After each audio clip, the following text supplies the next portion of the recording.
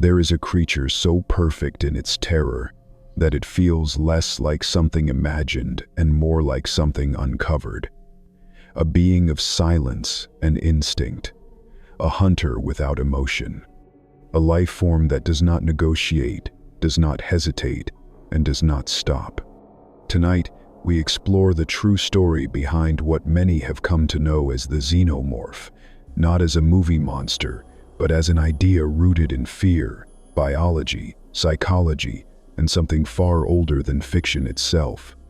Before it stalked dark corridors in the human imagination, before its shape became instantly recognizable, it existed only as fragments. Fragments of dreams, fragments of anatomy, fragments of fear. On February 5th in the year 1940, Hans Rudolf Giger was born in Chur, Switzerland. From an early age, Giger was drawn to things most people avoided: bones, skeletons, preserved remains, mechanical parts, objects that suggested death but also endurance.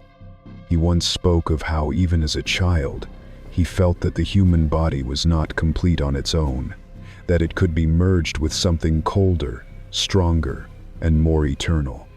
As Giger grew older, his fascination did not fade. It intensified. By the time he was studying architecture and industrial design in Zurich during the early 1960s, his notebooks were filled not with buildings, but with elongated figures, ribbed structures, and hybrid forms that blurred the line between organism and machine. He studied symmetry obsessively, believing that true horror came not from chaos, but from order taken too far. His figures were balanced, functional, purpose-built. They looked as if they had evolved. Giger's art was deeply influenced by nightmares. Not cinematic nightmares, but the kind that linger after waking. Dreams where bodies are invaded, where forms are violated, where something grows inside you without permission. These themes were not accidental. They reflected a fear that exists in every human being. The fear of losing control over one's own body, over one's own boundaries, over one's own survival. By the mid-1970s, Giger's work had reached a disturbing clarity. In the year 1976, he completed a painting titled Necronom IV. The figure in the painting was elongated, skeletal, eyeless, and unmistakably predatory. Its skull stretched unnaturally backward. Its ribcage appeared external, like armor. Its body combined smooth organic curves with hard mechanical rigidity. It did not look aggressive in the way predators usually do. It looked calm, patient, as if it had already won. What made Necronom 4 so unsettling was not just its appearance, but its logic. Nothing about the creature felt decorative. Every element implied function. The lack of eyes suggested senses beyond sight. The smooth dome of the skull suggested protection. The elongated limbs suggested reach and leverage. This was not a creature designed to frighten for spectacle.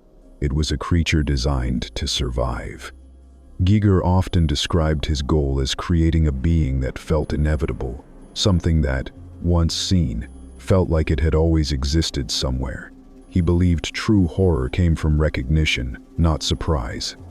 The xenomorph, in its earliest form, was meant to feel like an apex predator stripped of emotion, stripped of morality, stripped of anything unnecessary. But inevitability carries another implication. It suggests history. If something feels inevitable, it implies it has happened before. The creature's design drew heavily from biology. Giger studied insects, parasites, and deep-sea organisms, life forms that survive through methods humans find deeply uncomfortable. Parasitic wasps lay their eggs inside living hosts. The larvae grow by consuming the host from within, emerging only when fully developed. Certain species of worms spend the majority of their life cycle inside another organism, manipulating the host's behavior for survival. Some fungi hijack the nervous systems of insects, forcing them to climb, to freeze, to die in places optimal for reproduction. These processes are not rare anomalies. They are natural strategies refined over millions of years. The xenomorph's life cycle echoes them with terrifying precision. Implantation, gestation, emergence, maturity, reproduction. Each phase is efficient. Each phase is ruthless. Each phase eliminates weakness. Imagine what that means from the inside. Imagine carrying something within you that does not care about your pain, something that uses your body as a resource, something that will destroy you not out of cruelty, but necessity. This is not the fear of being killed. It is the fear of being overwritten. The xenomorph's anatomy reinforces this horror. Its inner jaw is not simply a weapon. It is a biological inevitability, a secondary strike mechanism that ensures lethality at close range. Its elongated skull houses a brain protected from frontal attack. Its body is built for climbing, crawling, and ambush. Its tail provides balance, leverage, and additional threat. Its blood, corrosive and destructive, ensures that even injury is dangerous to its attacker. Every weakness is punished. Every attempt at defense carries consequence. Nothing about the creature is wasteful. Nothing is symbolic without function. This is not chaos. This is precision. There is another layer to this creature that makes it even more unsettling, and it lies not in how it kills, but in how it endures. The xenomorph is not built for domination in the traditional sense. It does not conquer territory. It does not build civilizations. It does not rule. It survives. And survival is a far more ancient instinct than power. In nature, the most successful organisms are not the strongest or the most intelligent. They are the ones that adapt fastest. The xenomorph embodies this principle perfectly. Its form suggests a life form capable of rapid environmental adjustment. Extreme heat, crushing pressure, toxic atmospheres, confined spaces. Its smooth, hardened exterior appears less like skin and more like armor, as if evolution anticipated constant exposure to hostile environments. Some biologists have theorized that the most dangerous predators are those that require very little energy to survive, creatures that can remain dormant, creatures that can wait. The xenomorph feels like such a being. Its behavior implies patience measured not in hours, but in cycles. It does not rush. It does not panic. It allows the environment to work in its favor, which raises an unsettling question. What kind of world produces something like this? The creature's design suggests it did not evolve on a gentle planet. It feels shaped by scarcity, by competition so severe that hesitation meant extinction, a place where survival demanded absolute efficiency, where only organisms capable of perfect adaptation could persist. It does not look like a life form that evolved alongside abundance. It looks like one forged by collapse. Its silence reinforces this idea. Many animals communicate constantly, signaling danger, territory, or dominance. The xenomorph does not. Silence conserves energy. Silence avoids detection. Silence allows prey to underestimate what they cannot hear. In evolutionary terms, silence is not emptiness. It is strategy. There is also something deeply disturbing about how the xenomorph interacts with its environment. It does not simply move through space, it integrates with it. Walls become pathways. Ceilings become hunting grounds. Darkness becomes camouflage. The creature does not stand out against its surroundings. It dissolves into them. When you combine this level of adaptability with parasitic reproduction, the result is terrifying. A species that does not need stable ecosystems. A species that can use other life forms to reproduce. A species that can spread without leaving obvious traces until it is already too late to stop it. This is why the idea of the xenomorph lingers long after the image fades. It does not feel like a predator that attacks civilization from the outside. It feels like one that survives civilization's mistakes. And that may be the most frightening thought of all.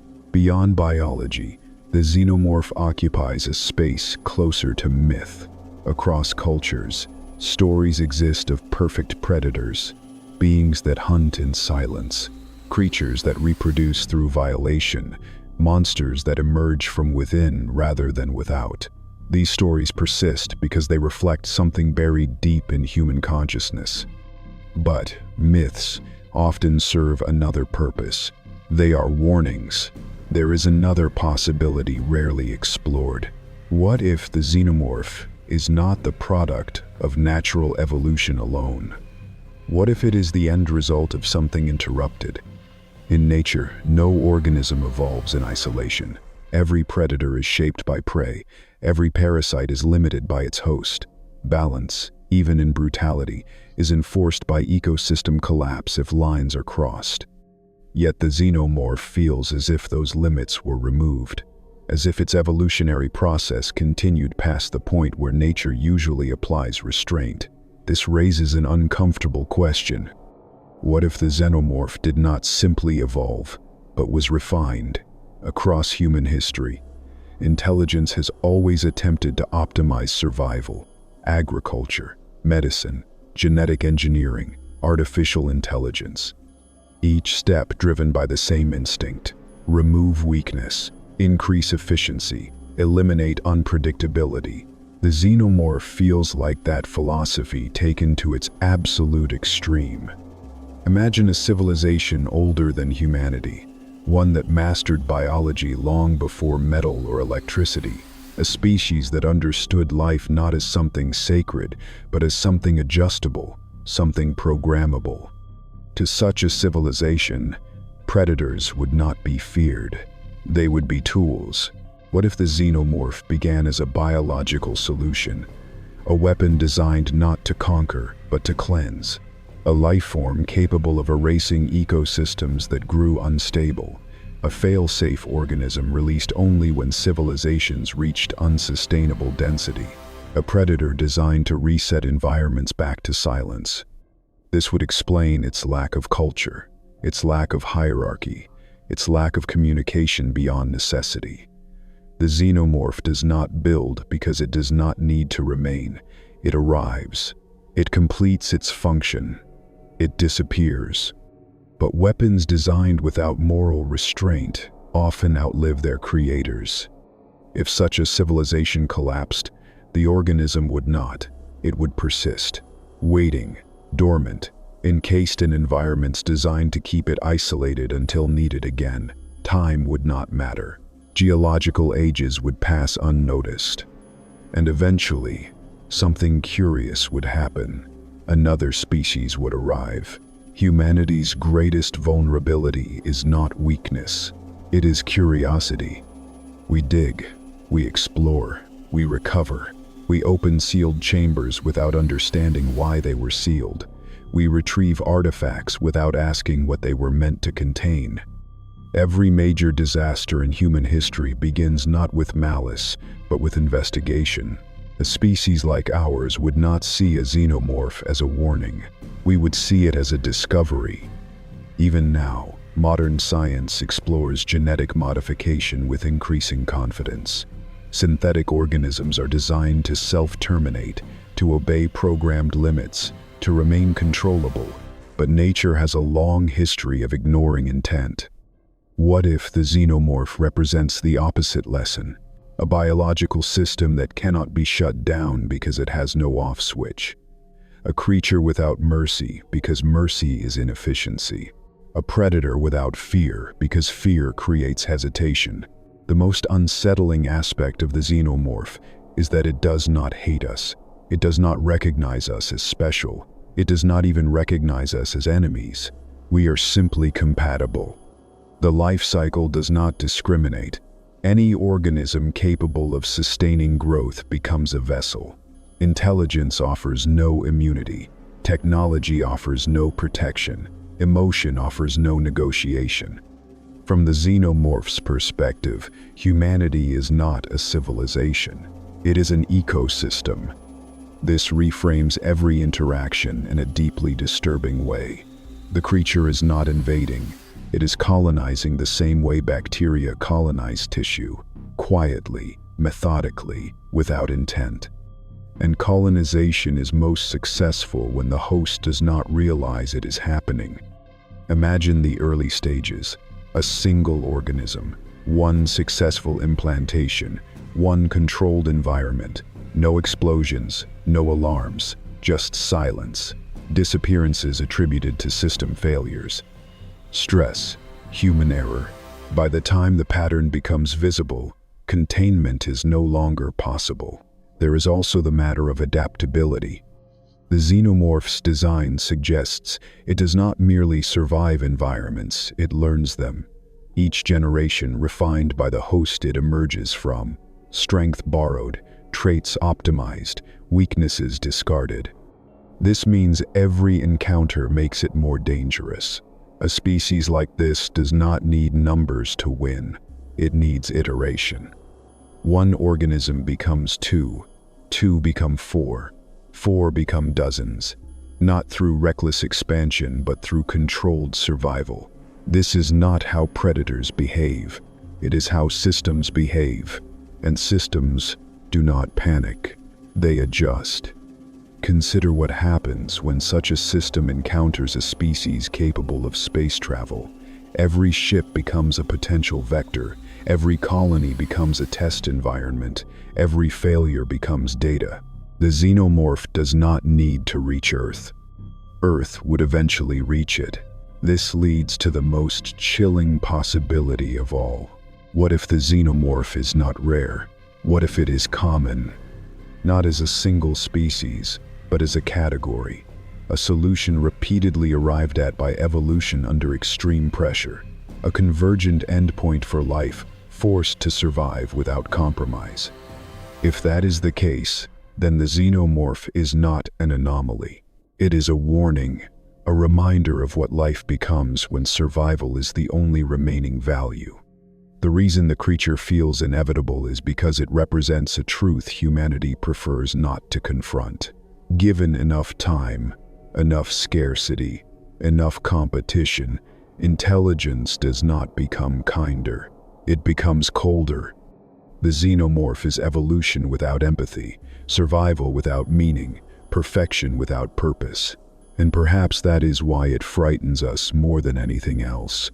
Because deep down, we recognize it, not as something alien, but as something we could eventually become. The question is not whether something like this could exist. The universe has already answered that question. Life adapts wherever it can. It survives wherever it must. Given enough time, enough pressure, and enough extinction, something ruthless will always rise to the top. Not because it is evil, but because it is efficient. The xenomorph represents the end point of that process. A form of life stripped of excess, stripped of hesitation, stripped of anything that does not directly contribute to survival. It does not dream, it does not wonder, it does not hope, it simply continues.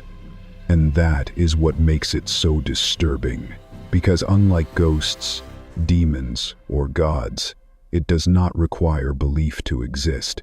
It requires only conditions: darkness, enclosure, biology, opportunity. If something like this were real, it would not announce itself with destruction. It would arrive quietly, patiently. It would let us build the environments it needs, let us create the systems it exploits. Let us convince ourselves that we are in control, and by the time we realized the truth, the question would no longer be how to stop it. It would be whether it ever needed stopping at all. Perhaps the xenomorph is not a warning about monsters in the dark.